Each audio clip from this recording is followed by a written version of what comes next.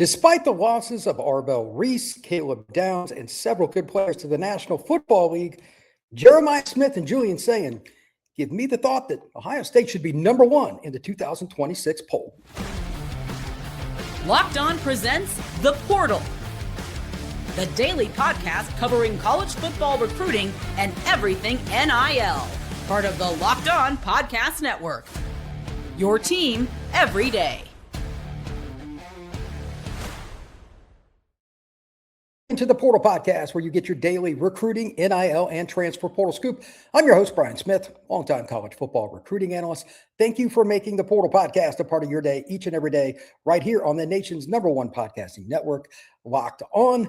We're going to be discussing all things Ohio State Buckeyes and everything that comes along with Ohio State's offseason, and basically position by position breakdown. That's the thing we're going to get to at the end.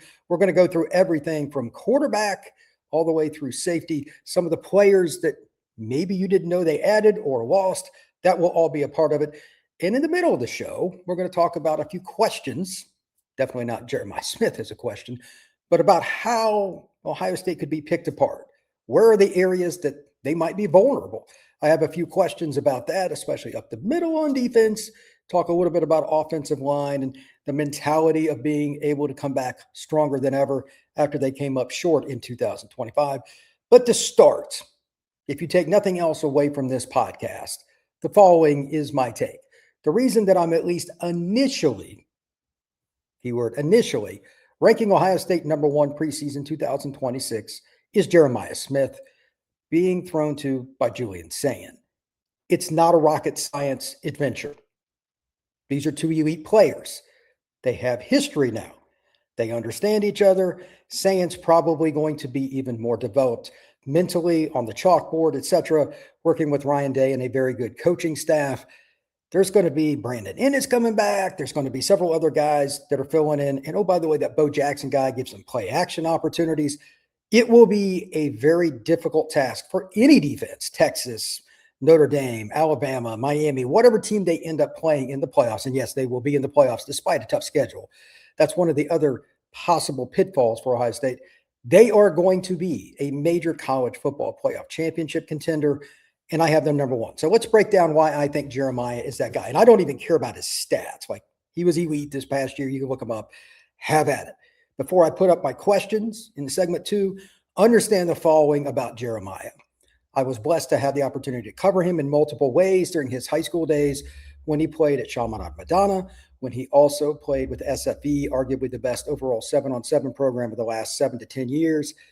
He's been around elite players and excelled and stood out, not just during game day. The most important reason that I thought Jeremiah was, the #1 player coming out at the high school ranks was the way he prepared when he was not in pads, the way he prepared even before he got completely dressed. To put it in perspective, I went to a pylon tournament once, and Jeremiah and SFE was there, and it was a cold day, but Jeremiah still did his routine the way Jeremiah did it, and he didn't care who was there. This is what I do, and he sets a standard. They didn't have to ask him to go stretch. They didn't have to ask him to do anything, and that mentality takes over. He was 3 feet in front of me doing his stretches, shirt off, same pads or same process. He had his headphones on. If I needed to speak to him, he would say something, or Andrew Ivins, anybody else that was there, but he did what he did. Doesn't say much. He takes care of business. And just to put it in perspective, he does talk when needed, but usually with his play. A few guys happen to be mouthing him. By the way, don't poke the bear.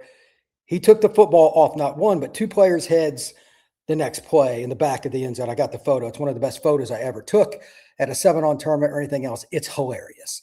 And he does that to college guys too.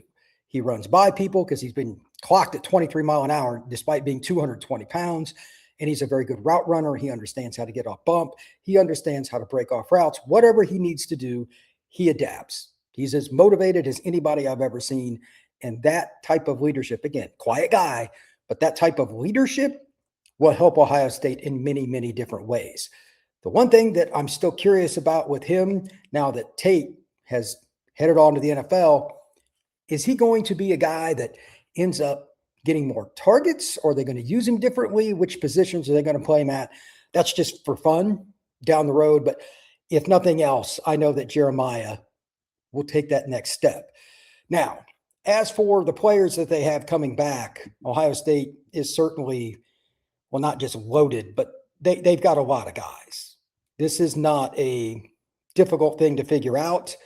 Ohio State is loaded for a reason.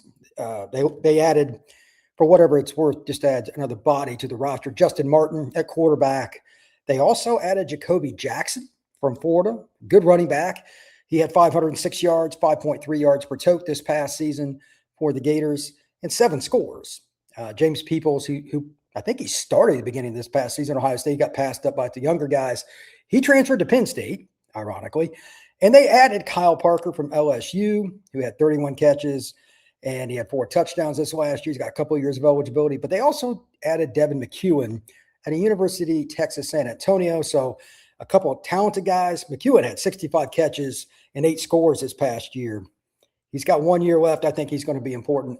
Bryson Rogers, among others, has transferred out. He's going to USF. They lost a couple of guys, Graham and whatnot, to Notre Dame. The depth may not be quite the same, but adding Parker and McEwen, I think with Inniss, that should still be one of, if not the best, wide receiver groups in the country. We'll see how that goes. They also added 2 really good tight ends. Hunter Welsing out of Northwestern. He's getting a 7th year. 28 catches, 296 yards, 10.6 and 2 scores. He had a run blocking grade of only 50.6, so he's definitely more of a receiver. Mason Williams comes over from the University of Ohio, 6'5", 258. He's got 2 years left, 26 catches, 276 yards, 10.6 and 3 scores. Run blocking grade is 66.7, so I expect him to play a lot. They lost Jelani Thurman. He transferred to North Carolina. He played in 10 games, more of a flex tight end. Offensive line, this is where I was a little surprised. I need to learn more, and I need to see their spring game, get some reports from people around that program, like a Bill Kurelik or somebody commenting. They lost 5 guys, including one of the kids they brought in last year as a transfer. But what my guy Jay Stevens over at Locked On Buckeyes told me, he thinks that's going to be a really good group. They've got just about everybody back. They've got enough people coming up the ranks. They should be really good. My question there is, and we'll get to this in the second segment, is that a group that's going to be good enough? Because they got their butts kicked for the most part against Miami up front, and that was the difference in the game. Now, Miami, they beat up on most teams. Even Indiana struggled with them at times, and it wasn't easy for the Hoosiers to score. And remember, they got a punt block to score, or they may not have won that game, and Miami might have been the national champs. But Indiana was probably the one that handled them the best, I would say. We'll see how that goes this next year. But if Ohio State's O-line is where it truly needs to be, it's going to be hard for me to imagine that the Buckeyes are not going to be at least top 3 if their O-line's even as good as it was last year. Because, again, the skill talent's ridiculous. We'll talk about defense and some other questions or possible weaknesses for the Buckeyes after the break. That is next right here on the Portal Podcast. Today's show is brought to you by FanDuel. Last call for football on FanDuel for this year. We got one more Sunday, Super Bowl Sunday. It is Super Bowl 60. That's right. One last kickoff, the final chance to get in all the action before NFL season officially comes to a close. FanDuel is going to get you right in the middle of it with a special offer just in time for the biggest football game and television event of the year. Whether you're backing your favorite team, whether you're for the Patriots, maybe you're riding with the Seahawks, whatever it may be, go with who you want. Maybe you're just going to play the halftime score, maybe a quarter score. Maybe you're going to root for Drake May to throw for 300 yards. Whatever it is, you can do whatever you want with FanDuel. And here's where it gets kind of fun. You can turn all these different things to different kinds of storylines. And now, if you're a new customer, you can also get $5 on one bet and win $200 in bonus bets. If you win, you can make it count, because after the Super Bowl, the season is over. Last call for football on FanDuel. Visit FanDuel.com to get started. We are also very happy about everything that's going on with the Everydayer Club. If you have not joined, please check it out in the description down below. Locked On has set us up $5 a month or $50 for the year, whichever you want to do. Take your audio on the go with no ads. That's it. Ad-free listening, $5 or $50 for the year. So if you're going to the grocery store, going to the gym, or anywhere else, you can get them for free. And there's also a Discord and more. Just check out the description down below. All right, let's talk about some questions here. I have a few that I think need to be addressed, and then we'll get into the defensive side too, just to kind of go through the stats as I put this up here. This is kind of fun for me because not everybody realizes just how hard it is to be year to year really good. And on top of that, look at the road schedule for the Buckeyes. I'm doing this right before the Big Ten does its exact dates, so I didn't put those up in case you're listening to this later. They're doing that tonight. I'm doing this podcast a little bit before that. But look at it this way. Texas, Indiana, Iowa, Nebraska, USC. Is it the hardest road slate in college football? It's certainly up there because you had the Longhorns. I don't think anybody expected Indiana to be like they are, but they were one of the teams to beat Ohio State last year. And obviously they were the defending champs at 16-0. Iowa's a tough place to play. Nebraska, I'm not sure what's going to happen there, but it's still not the easiest place to play. And USC, they got Maeva back. This will be his third year starting. And they've gotten better in the trenches. I think this top of my head, that's probably the hardest road slate. So let's just put that to the side. We need to see how everybody finishes, keywords finish, not where they're at now, finishes with their portal, loses this guy, that guy, NFL draft. Need to kind of sum it all up in the next month before we really know, but it'd be pretty hard to be more difficult on the road than the Bucs. Again, as I mentioned right before the break, O-line. Does it step up in big games? Against 8 or 9 of their opponents, it probably won't matter. Even Nebraska, I don't think they'll handle what's going on with Ohio State's O-line. It's good enough. And, they just lost one of their key guys to Miami. That's not going to help Nebraska. USC, Texas, Indiana, Iowa, all those teams are going to have good D-lines. They're going to need to play at a high level in some of those games because what if Julian Sayin's at least a little bit off in that game?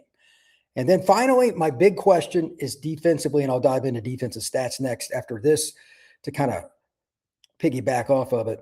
Replacing Caleb Downs, you got McDonald in the middle, he's a unanimous All-American. Arvell Reese, middle linebacker, straight up the middle. You always want to be good up the middle in college football. Is there anybody that lost more talent at nose guard, inside linebacker, and safety than Ohio State? I think not. That will not be easy. But they've recruited at an elite level in the secondary. D-line, they've added pieces. I got James Smith, Clay Rusaw coming in, among others. They're going to be good up front again. They got some guys back, Kenyatta's back, etc. They've got players up front. In their secondary, they've recruited so well. I'm not super worried about it. They've got an elite, ironically, Caleb Downs' relative, as a DB coach, that they're going to be fine there. But in those big games, kind of like I was talking about with the O-line, there's no way you can replace Caleb Downs. He's as smart a player as I've ever scouted. When I saw him in high school, great kid, and he was literally like coaching guys up in practice. Coaches just kind of let him do what he did. He was starter at Bama, led him in tackles as a freshman, and then transferred to Ohio State and was arguably the best pure football player in the country the last 2 years, along with the guy that I've got on the screen for those of you watching this on YouTube. That would be one Jeremiah Smith. So does Ohio State figure out a way to replace those guys in the big games? Again, 8 or 9 of the games, Ohio State, for the most part, is going to walk out there and smack teams. They just are. Illinois and teams like that they're playing that are good, especially coming to the shoe, that's 2 to 3 touchdowns. Prove me wrong. I don't think they have the players to cover Jeremiah. I don't think they have the players to cover Inniss, the tight ends, the running backs, Bo Jackson. They're going to be really, really good. To throw out another question, and this will be interesting. How much are they going to save Inniss and Smith? When they get up, are those guys going to come out even earlier to kind of save them? This is something I've heard about with a lot of teams, not just Ohio State. Comment in the chat or down below whenever you watch this. But are you thinking that this is the new trend as much as I am? You're not going to see like whatever games they play that are lower level, let's say. Jeremiah Smith might not play at a halftime. Why would they risk him? Possible first pick in the 2027 draft. He's that good. Definitely top 5. Why would they risk him on the field against a MAC team or anybody they get up early? If they get up 28-0 on some Big Ten team, you're going to see Jeremiah in the third quarter. He may ask to go back out on the field because that's the kind of competitor he is, but that's a really, really important thing to think about. Florida State, Texas, Notre Dame, Ohio State, Penn State, Virginia Tech, it doesn't matter the school. With your star players, if your goal is to make the playoff in any given year, these are the kinds of decisions you got to think about as the season progresses, as everything kind of goes along. It's not easy because, guys, I can tell you, just from having the opportunity to be around Jeremiah the 5 to 10 times that I was, he doesn't like coming off the field, but you've got to make sure that they're not getting banged up in those scenarios. So let's get into some defensive stats and talk a little bit more about what's going on with Ohio State on that side of the ball, who they lose, and some of that involvement. Needless to say, offensive line is my one somewhat questionable area, but they also did a really good job adding to really good players at D tackle. James Smith, 6'3", 297 pounds, 11 games started at Bama last year, 422 snaps, 11 pressures, a sack, 15 stops. He's got 1 year left for Ohio State. Then they got John Walker, who I think has an even higher ceiling. He played at UCF the last 3 years. He's got 2 years of eligibility, 6'4", a little over 320, 495 snaps, 10 pressures, a sack, 16 stops. He's got 2 years of eligibility, but I think with the players around him, look, I'm not going to mince words. UCF didn't have the guys around him to support what he was able to do, and he saw too many chips and double teams. He'd have put up massive numbers at UCF if they had one more guy that teams really thought was on the same level. He will probably have better stats at Ohio State, as goofy as that might sound, because James Smith's going to be next to him. You got Kenyatta on one end. Like, they have guys up front, and they've still got really good linebackers. They're going to be able to blitz from different angles. That defense is annoying. John's going to be single covered more. If there is one player that not enough people are talking about with Ohio State, it is John Walker. Very good player, a kid that I knew when he came up in Kissimmee, played at Osceola High School, really, really talented and just a great guy. I think he's going to have a massive year, and I think he's an even more important pickup than Smith because I think he will be more productive. Again, he had played 495 snaps last year, so that's very, very important. They did lose Jarquez Carter. He was a freshman last year to Miami, and Maxwell Roy, another talented young man, transferred out to UCLA. So it's 2 for 2. Quay Russaw comes over to Ohio State from Bama, just like James Smith. He had 3 starts in 9 games this past year, 403 snaps in 2024. He's got 2 years left. Another highly rated kid, 6 pressures, a sack, and 7 stops. Like, he's pretty talented. CJ Hicks transferred to USF. He had 151 snaps in 2024, but he'd kind of been passed over some. Christian Allegro from Wisconsin comes in. That's another really talented player for their front seven. He's a big dude, probably be the middle linebacker, 6'4", almost 250. He started 8 games last year, 449 snaps for the Badgers, 52 tackles, 10 pressures, 4 sacks, 20 stops. He had 3 starts the year before. He's got 1 year left, but I would imagine that Allegro was going to be one of the best players in the Big Ten, much like with Walker, who's going to be playing right in front of him. When you put that much talent around a guy that's already productive, teams can't key on him. It's going to be very important. An interesting pickup for the Buckeyes is Dominic Kelly. He played in 6 games, only played 61 snaps, very highly recruited, a couple tackles and a pass breakup. Long-rangey guy, 6'1", 190. There's an opportunity for him to get on the field. He's going to have to earn it. Just remember the name Dominic Kelly. Cam Calhoun comes over from Bama, another guy, very similar, 6 foot, 180 pounds, played 51 snaps, 7 tackles, a stop, had a PBU. He's got a couple years left. They lost Aaron Scott to Oregon. He played in 8 games, played 106 snaps. And they also lost Bryce West to Wisconsin. He played in 3 games this past year, 29 snaps. There's a lot of talent there, so sometimes guys just get caught in the log jam. Who knows how good Scott or West will be where they go. Kelly or Calhoun, one of them or both get hit. It's just a ton of talent kind of changing around. We'll see how it goes for Ohio State. But they also added Earl Little from Florida State, guy that needs to tackle better, but he started 11 out of 12. I covered Florida State. He was a frustrating guy because he would make huge plays. He had 4 picks, but he also missed too many tackles because he tried to thump guys too much, and he plays better downhill. I think he's probably the perfect guy to play nickel or strong safety. Really talented, though, and if he can find his niche at Ohio State, there's a really good chance he'll be one of the better safeties in the Big Ten. Terry Moore comes over from Duke, 6'1", 200 pounds, 1,171 snaps the last couple of years. In 2024, he had 70 tackles. In 2025, he missed the season after an ACL, so we'll see what happens. He got hurt at the end of the 24 season in the Gator Bowl. That's when he got hurt, but he's got a year left. They did lose Fahim Delane, who's really talented. He's going to LSU. He's a 5-star with 3 years left. Malik Hartford transferred to UCLA, so we'll see. When we come back, I got a few more questions, and I want to take your thoughts from the chat and anything else that's going on. We'll talk a little overall college football. That is next, right here on the Portal Podcast. Today's show is brought to you by Mazda, moving the game forward. For those who show there's more to the score than what's on the screen. It's pretty simple here. I highlighted Mr. Smith for a reason. Jeremiah is a special player, and highlights don't do it credibility. He's one of the most explosive guys, and if you're going to attach your name to anything, the way Jeremiah handles his business on and off the gridiron, I would highly recommend anybody to watch him, whether you're a Buckeye fan or not. That's not the point. This is what it means to do things at a high level. This kind of a player, he reminds us of what it really takes to raise the bar for any team or anything, and it's exactly the work off the field that makes it happen, dialing in every detail, giving it that extra fire, that grit, and I will never quit attitude. That is certainly Jeremiah, and that is also the deal with Mazda's moving the game forward. We put that same passion into every model. Highlights make the reel. What it took to get there makes it count. There's more to a Mazda because there is more to you.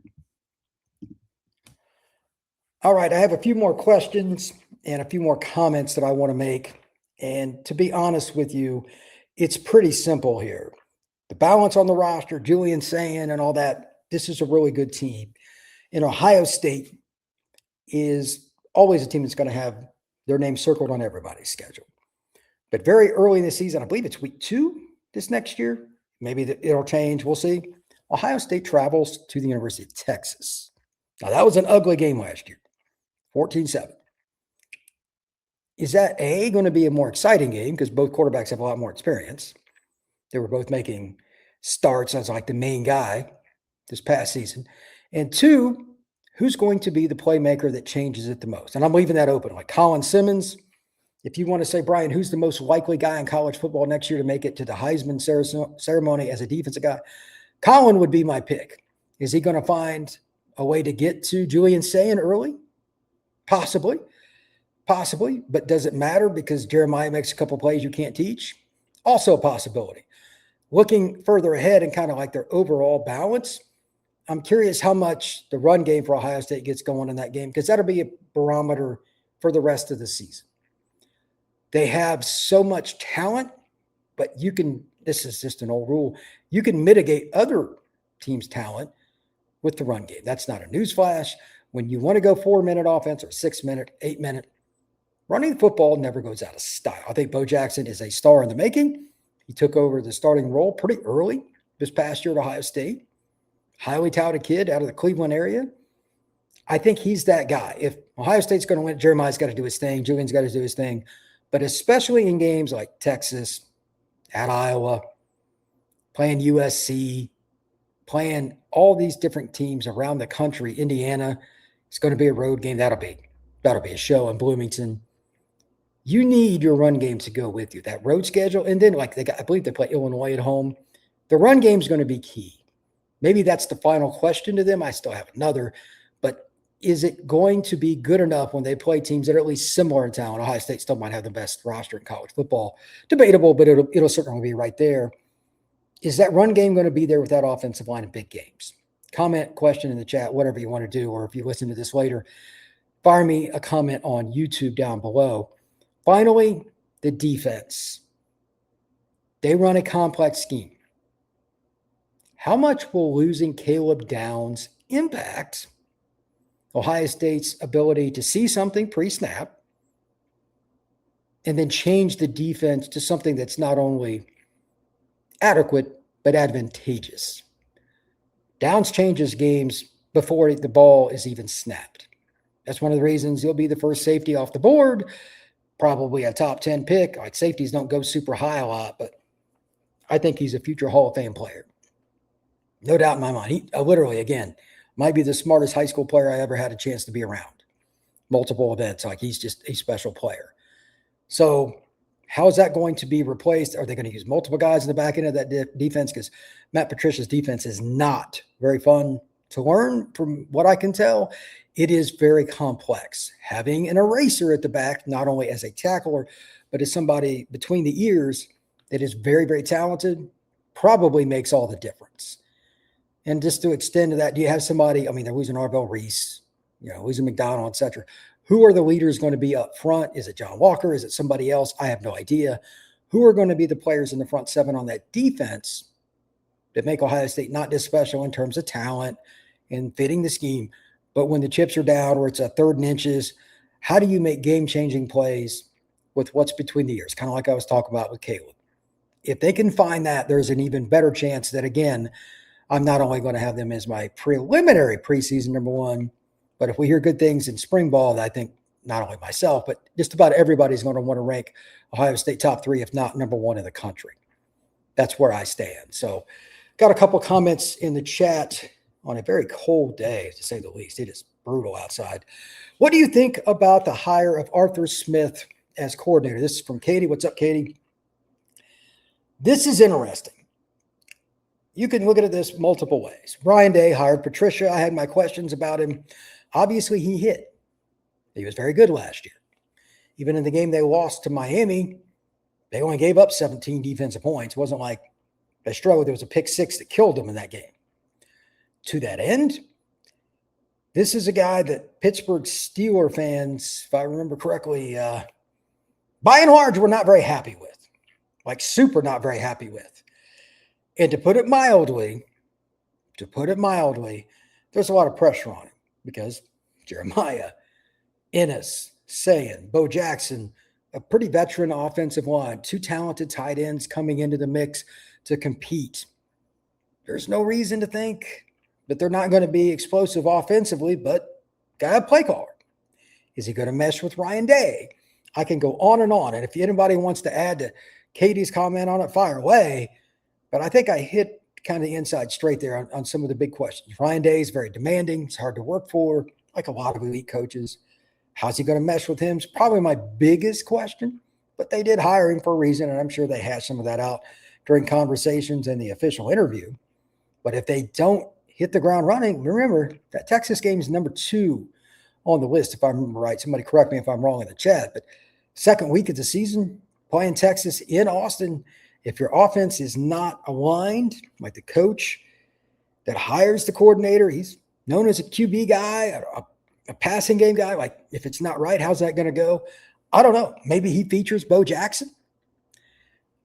I'm a little leery because it's just impossible because the pro game is so different than college. How's he going to react to all of that? I don't know. It's maybe the most curious hire in terms of just literally just curiosity, because pros to college is not a guarantee to work in all of college football, especially at the major P4 level for teams that are competing to make it all the way to the national championship game at the end of the 2026 season. This is going to be fun. I'm probably more excited to see Ole Miss in spring than anything because they got so many moving parts. Ohio State's really close there. LSU, Ohio State be up there pretty high too. Katie, the college football playoffs creates incentive to produce style points in margins of victory. I don't know how many times this last year I was screaming, play the pups when games were well in hand. This is a problem for certain teams more than Ohio State. Ohio State's going to get the benefit of the doubt, but Katie's point still stands. Look, there's no friendly way to say this. The eye test is by far, I don't care what they list on that sheet, playoff, everybody's human. You're going to have your opinions from the season that you kind of gather, but it's the preseason that's more important. Nobody likes to be wrong. So if somebody has a team, I'm not going to pick one, but if somebody has a team that's on the committee for next year that they think is top 5, that's not the hot team for everybody else, they're probably going to lean on their original eye test because they want to be right. So those kinds of things happen. And to that end, they may or may not get the style points, but if it's a team that not a lot of people rank high, they might play more in terms of like their best players into the third, even maybe a little bit the fourth quarter, take some risks because they want to catch the attention of the playoff committee. We saw Miami do it a bunch. Like they threw a bomb or a pass with like 7 seconds to go against Pittsburgh to try to score more, to try to impress the committee. I mean, give me a break. Everybody tries to get style points. I don't know how that's going to work, but maybe it's not this year, but at some point, the following is going to transpire. One of these teams is going to try to get style points, and their guy's going to get hurt. May not be a Jeremiah Smith level player, and I think they'll be very sharp about pulling him out of the lineup, whether he's mad about it or not. Somebody's going to lose a player trying to get style points. It might be a BYU, somebody that came close but doesn't have the same cachet in the passing game, so they try to run it up on somebody that they're going to beat, they're going to smash. Star left tackle or their best running back, their court, whatever. Somebody gets hurt. It's going to happen, and it's probably going to happen fairly soon. To that end, what do you think? Do you like the idea if you're that team that probably needs a few more style points? I'm not a big fan, but I try to keep my players healthy. That's my opinion, but everybody has their own. So, Katie, Texas, Ohio State will be a better game in 26.